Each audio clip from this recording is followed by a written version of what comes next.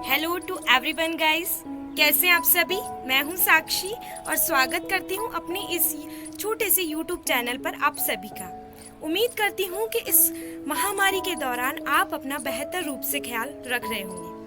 जैसा कि आजकल हम इतनी बुरी खबरें पढ़ रहे हैं, इतनी बुरी न्यूज़ को लगातार देख रहे हैं, उसके चलते हमारे अंदर कोरोना का डर बहुत ज़्यादा आ चुका है और कोरोना हमारे अंदर बहुत कम रह चुका है।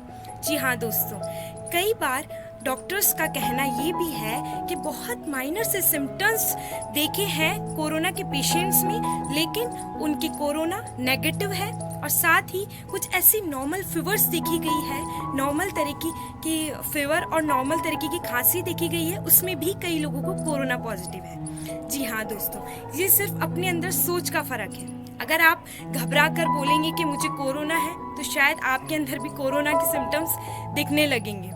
जी हाँ दोस्तों, इस कोरोना के डर से हम कैसे मुक्ति पा सकें, तो मैं आपको बताती हूँ कि हमारे स्वामी विवेकानंद जी ने अपने डर पे, अपने अंदर के डर पे काबू करने का हमें बहुत अच्छा तरीका समझाया है, एक छोटी सी कहानी के जरिए। आइए मैं आप सभी मेरे साथ इस कहानी को सुनिएगा। एक बार स्वामी विवेकानंद जी मंदिर से प्रसाद की पोटली लेकर अपने घर की ओर जा रहे थे।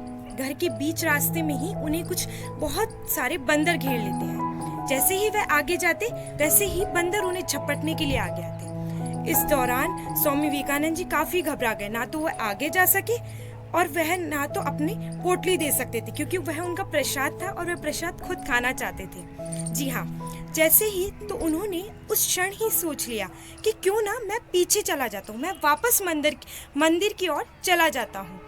पीछे की ओर भागने लगे। जैसे ही विवेकानंद जी भागे, दूसरी ओर बंदर उनके पीछे पीछे बहुत तेजी से भाग रहे थे। स्वामी विवेकानंद जी बहुत डरे हुए थे। वह जैसे ही मंदिर के पास आकर पहुंचे, वहां एक बहुत बड़े साधु बैठे हुए थे। वह साधु उन्हें बोले कि स्वामी जी कृपया करके रुक जाइए, भागिए मत। जैसे ही आप भागेंगे, उसी दौरान बंदर भी आपके पीछे पीछे भागेंगे, इसलिए आप रुक जाइए। स्वामी विवेकानंद जी ने सोचा एक क्षण के लिए, क्यों ना इस साधु की बात मान ली जाए, और वह वहाँ रुक गए। और फिर उन्हें कहा कि आप इन बंदरों का सामना कीजिए, इन्हें आंखें दिखाइए, वह भाग जाएंगे। वह वापस बंदरों की ओर मुड़ गए, उनके आंखों में आंखें डालकर देखने लगे और उन्हें डराने लगे। स्वामी जी ने जैसे ही उन्हें डराया, वैसे ही बंदर वापस भाग गए और स्वामी जी को बिल्कुल भी डर नहीं लगा, क्योंकि बंदर भाग चुके थे सारे और बंदर खुद डर चुके थे। स्वामी जी ने उन साधु को धन्यवाद दिया और कहा कि आपने ये कैसे मुझे एकदम से सलाह दी और इसका पूरा बताइए मुझे। तो साधु ने कहा कि स्वामी जी, जब भी हम डरे हुए होते हैं तो डर हमारे अंदर बैठा होता है, बाहर डर नाम की कोई चीज़ नहीं होती है। और जब भी हम डर के आगे आगे भागते रहेंगे, डर से भागते रहेंगे, वैसे ही वो चीज़ें हमें और डराती हैं। बल्कि हमें डर का सामना करना चाहिए, तभी हम डर पर, अपने अंदर के भय पर जीत कर पाएंगे, अपने अंदर के डर पर जीत ला पाएंगे। साथ में ही उन्होंने बताया कि जब हम किसी डर पर अपनी जीत पा लेते हैं, उस डर से निकल जाते हैं, तो हम अपने अंदर एक नए व्यक्तित्व को ढूंढते हैं, अपने अंदर एक नए इंसान को हम देखते हैं और हमारा एक अलग अस्तित्व बनता है, हमारा एक अलग तरह का आत्मविश्वास हम में निर्मित हो जाता है।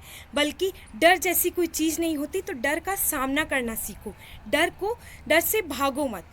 स्वामी जी ने फिर क्या था, उन साधु को धन्यवाद देते हुए उन्हें कहा कि बहुत बहुत शुक्रिया स्वामी जी, और उन्हें थोड़ा सा प्रसाद देते हुए स्वामी जी फिर अपने घर के रास्ते की ओर चल पड़े थे। जी हाँ दोस्तों, इस छोटी सी कहानी के ज़रिए मैं आप सभी को बताना चाहूँगी कि कोरोना के दौर में मैं जानती हूँ कि सभी के अंदर बहुत तरह का डर है, अलग अलग तरह का डर है, क्योंकि हम देख रहे हैं कि पेशेंट्स लगातार बढ़ रहे हैं।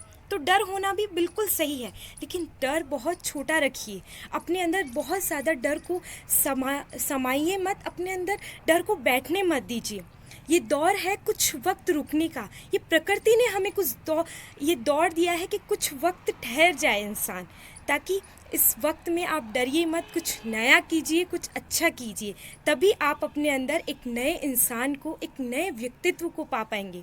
ज़रूरी नहीं है कि कोरोना के डर पे ही जीत पा पाएँ, साथ में ही हमारे जीवन में भी बहुत छोटे छोटे डर होते हैं, उन पर भी जीत